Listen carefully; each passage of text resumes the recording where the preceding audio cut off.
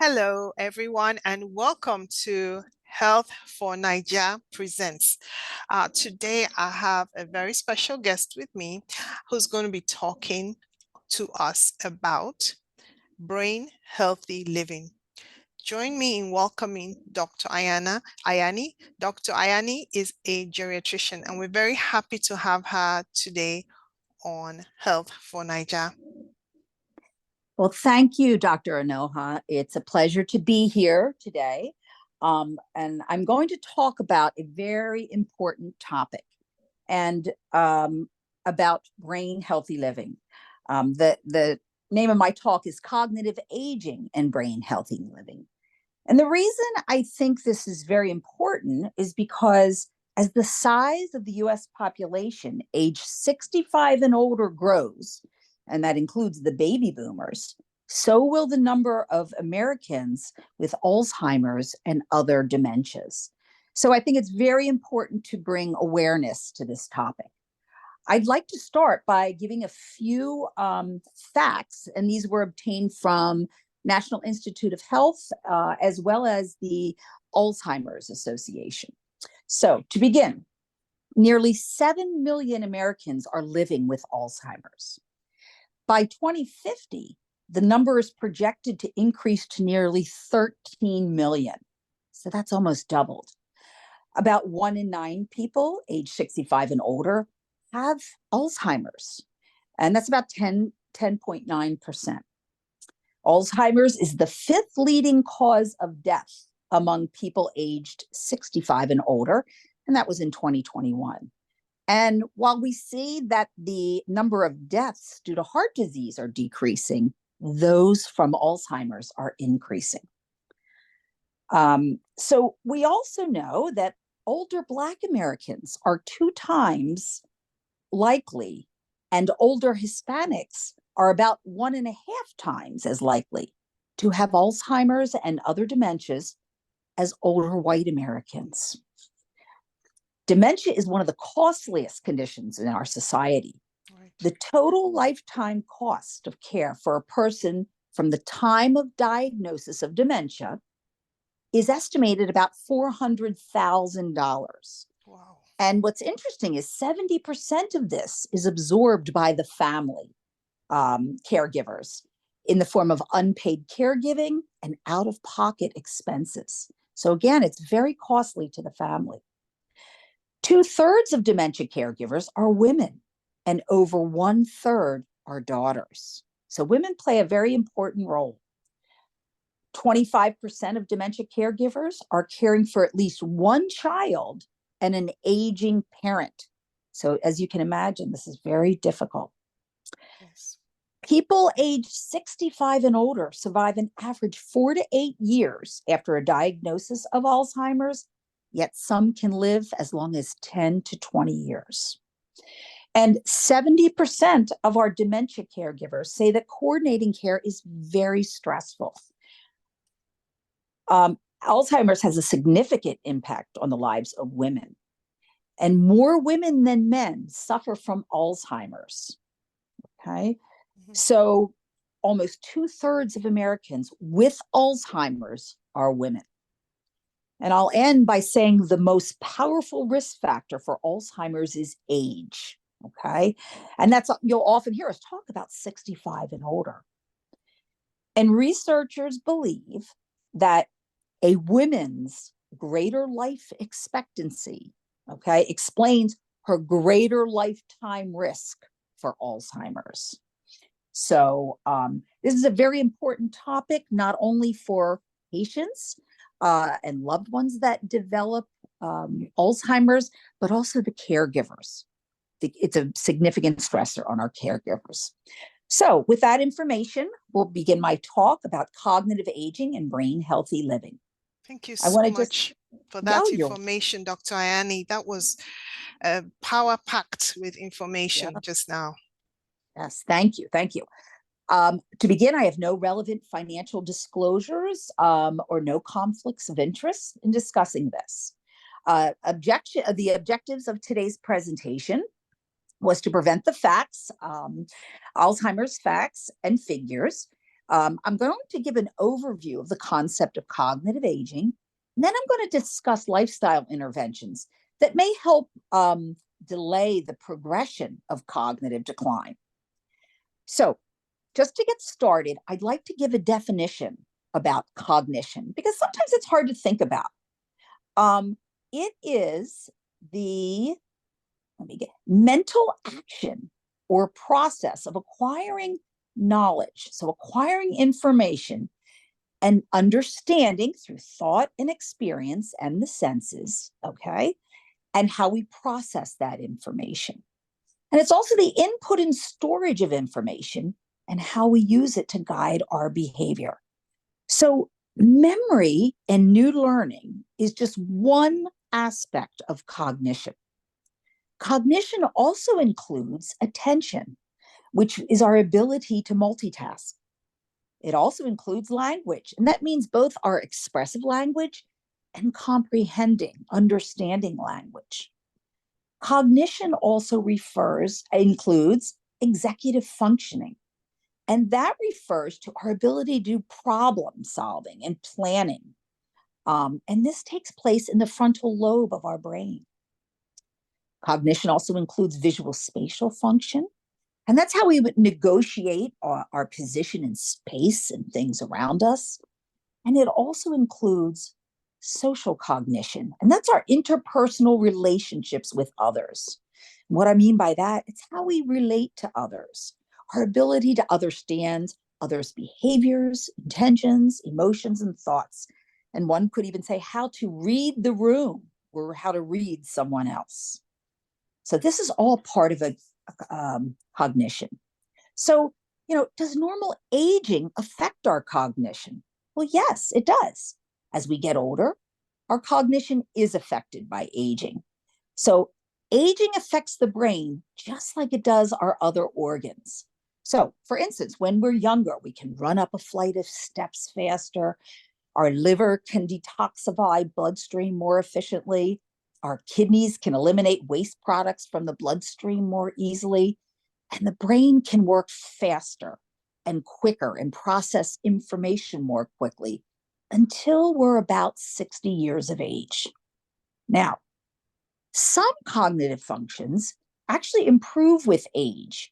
And a big one is our wisdom. And that is our ability to draw on life's experiences.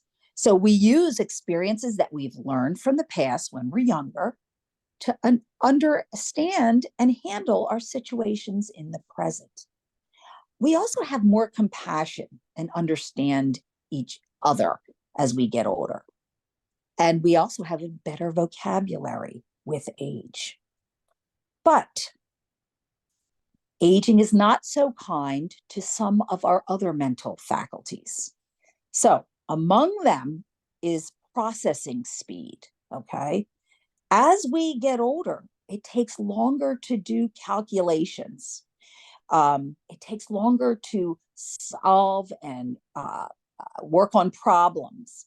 We come up with words. It takes us longer and slower to do that. We can do things, but it takes longer to do so. That's what processing speed is.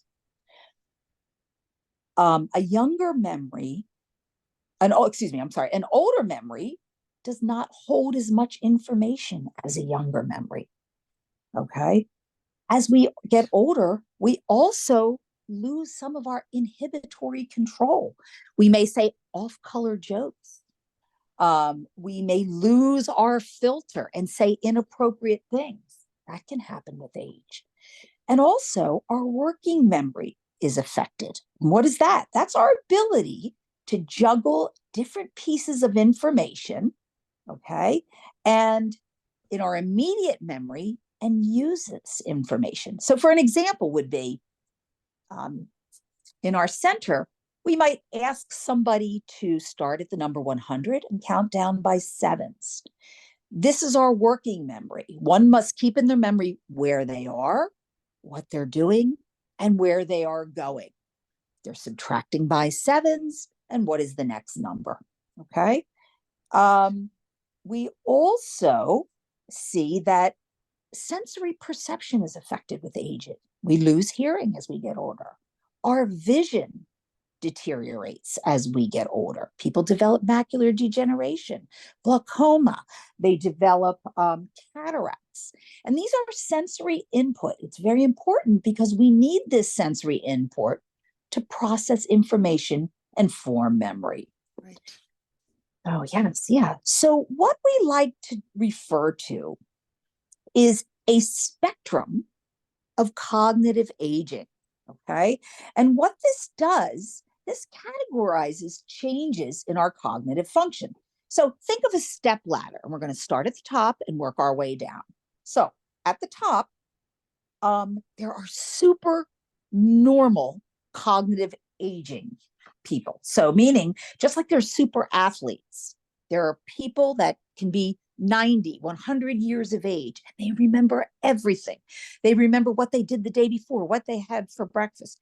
It's rare, but it can happen. Then going down the ladder, we have a category of typical normal. That is the range where people are just slower processes. We can do these mental activities, but we're just processing them a little slower. The next rung down on the ladder is the range of subjective memory impairment. This one affects the majority of our patients over 65 years of age. This is what we commonly refer to as our senior moments. So I'm sure you've all experienced that. You might be in the middle of a sentence and you're interrupted, and then you can't remember what you were just talking about. Or you went into a room and you can't remember why you went in there. And then you say, oh, that's right. I remember why. Mm-hmm. So that is our subjective memory impairment. Now, next, we go down a rung lower to the mild cognitive impairment range. And this is where we are working harder to remember things and using compensatory strategies. We call them workarounds to solve a problem. So, for instance, somebody may use tons of sticky notes. They have to put sticky notes all over the place, or they have to constantly refer to their notes in their iPhone, or they're carrying a calendar or a day planner with them, and they must refer to that frequently. Okay. But here's the key: they are still functioning independently. Okay. With both their activities of daily living as well as managing their appointments. Some people are still working and they're performing their jobs, able to do your bills, those types of things you're still doing independently. The last part, the bottom of our ladder, is the dementia range. Okay, again, this is in our continuum of cognitive aging. And dementia, when one reaches dementia, that is categorized as their inability to function or live independently. They have to rely on others. Okay. And early on, they may have problems in this dementia range learning new information or performing activities. Okay. As dementia progresses, and it's a progressive disorder, which I'll talk about later, people require more help, possibly managing their medications and doing the finances. They can't do it anymore. It's too confusing. They don't understand. Eventually, patients with dementia require help with bathing, dressing, toileting, and eating. Ultimately, dementia ends in death.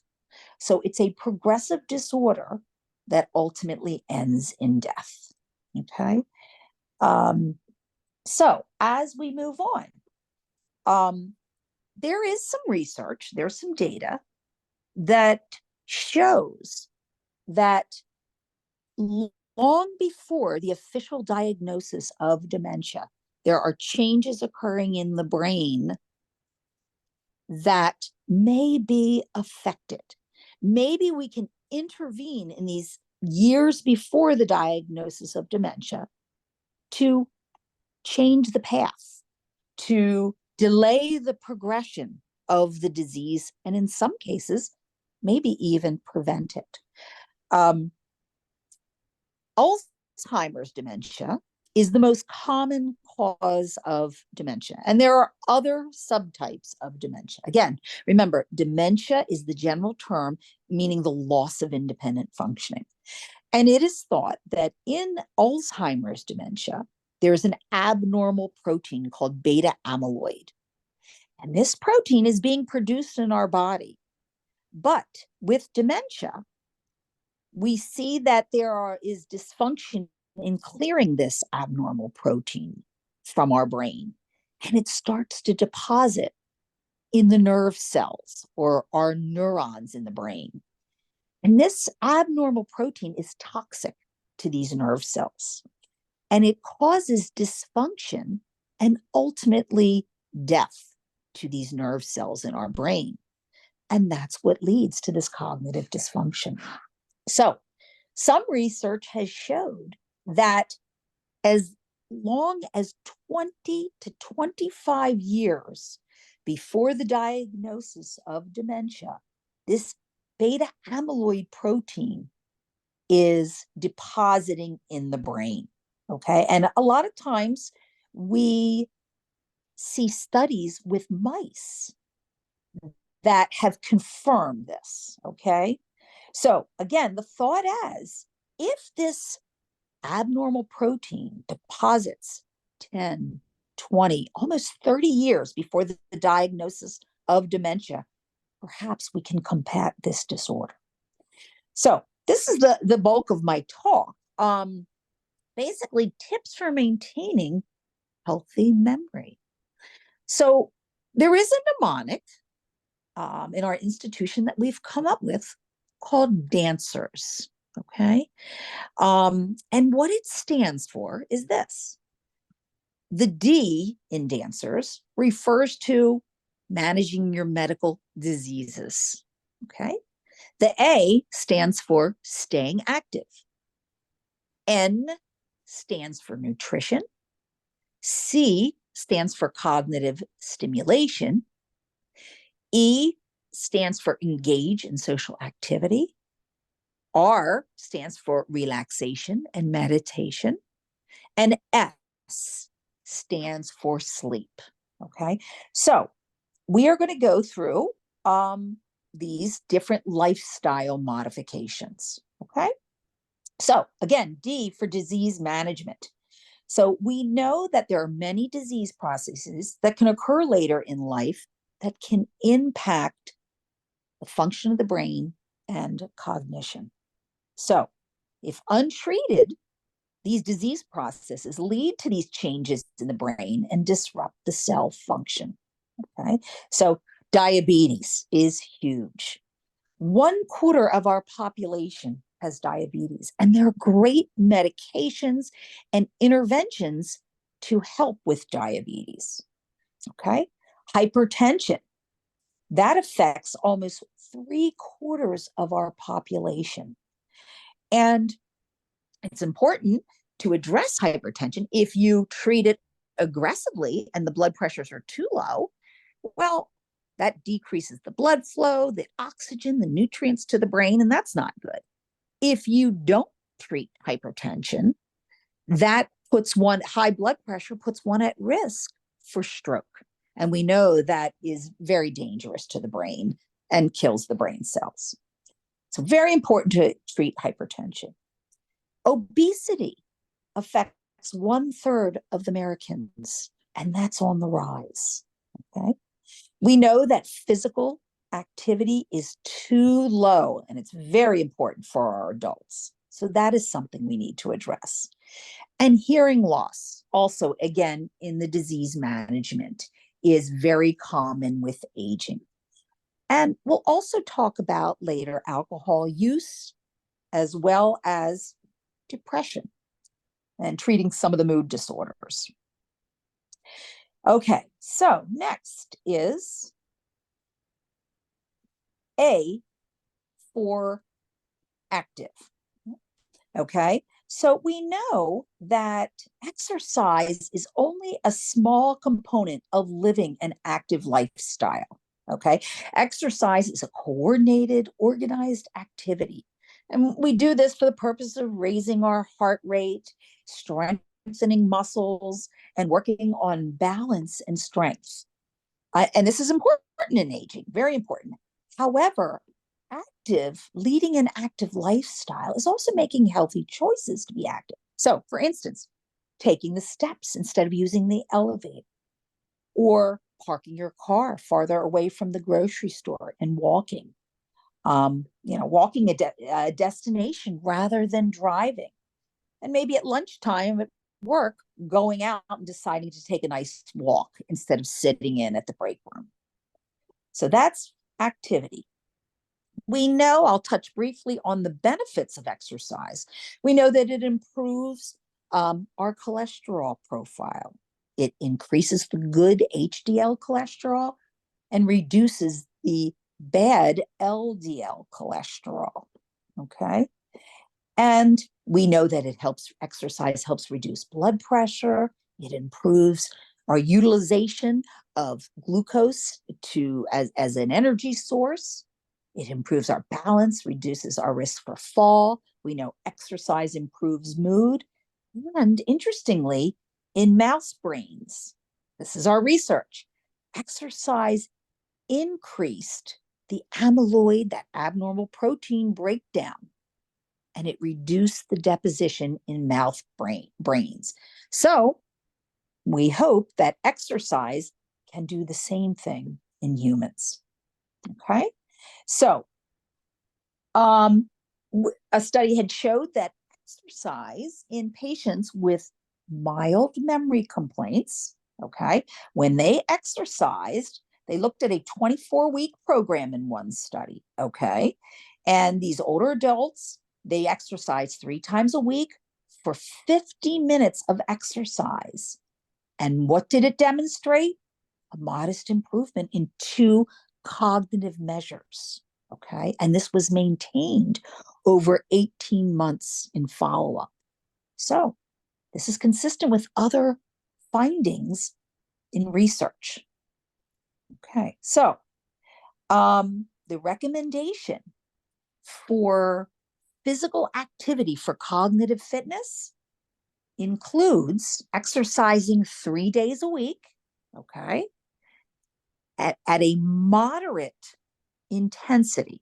Moderate is better than a low intensity or extreme intensity for a duration of greater than 31 minutes, okay? And adherence for at least 6 months. So they are the exercise recommendations, okay? There are some guidelines about how many adults actually meet these suggested physical activity. And it's very important to know that people age 75 and older only reach these guidelines 9% of the guidelines. 75 and older. And that could be related to other, their medical problems such as arthritis, inability to move because of the arthritis in their joints, and shortness of breath, different things. But when we look at this information, we also see that in aged patients 45 to 64, less than 20% are meeting these exercise goals. So there's a lot of room for improvement here. Okay. Next up, nutrition. We know that our brain health is affected by diet. Okay. So our typical Western diet here in the US is high in saturated fats. And saturated fats include fried foods, fast foods, fatty foods, red meats, and butter. Okay. The Western diet is low in vegetables, fiber, and antioxidants, and it's high in calories and carbohydrates. This type of diet has been demonstrated to increase the risk of chronic medical conditions. Okay. We see increased risk for diabetes, obesity, insulin resistance, inflammation in our body, and an increased risk for metabolic syndrome. And we know that this so-called metabolic syndrome with the deposition of fat around our trunk in our abdomen and around our organs inside our body. This is a risk factor for diabetes, heart disease, and cancer. So we know that the Mediterranean diet is healthier for cognitive aging. So what is the Mediterranean diet? Olive oil is the main dietary fat, and avocados are a good source of fat as well. And this Mediterranean diet focuses on vegetables, fruits, wine, legumes, fish, nuts, poultry, and sauces with tomatoes, onions, leek, garlic, olive oils. And this Mediterranean diet de-emphasizes red meat, butter, cream, sodas, pastries, and carbohydrates. Okay. There's another diet that we looked at, the MIND diet. And this diet is based on the Mediterranean diet and the DASH diet, which was developed for hypertension. And basically, the MIND diet follows the recommendations of the Mediterranean diet. It suggests 10 brain healthy food groups, and there's green leafy vegetables, the beans, the whole grains, the fish, the olive oil, and wine. And then there's 5 brain unhealthy food groups, and that's the red meats, the sticks of butter, cheese, pastries and sweets, and fried or fast foods. Okay, so Okay. So, Dr. Ayani, yes, we've heard a lot today about brain health, and we're going to take a short break and we're going to be back in part 2. So you could talk to us about CERS. So that's cognitive yeah, stimulation, engagement, rest and relaxation, and sleep. So what we're yeah, going to do is we're going to take just a short break and then we shall be back. And before we leave, I just have to say to the audience that what we're providing here is just purely medical education. It is not any type of medical advice. that is And correct. and we're just providing information just to help people understand these disease processes. And that's all we do here. And I really want to thank you for your time today. And we're going to reconvene shortly and in the part 2. So thank you once again, Dr. Ayani. Thank you, Dr. Anoha.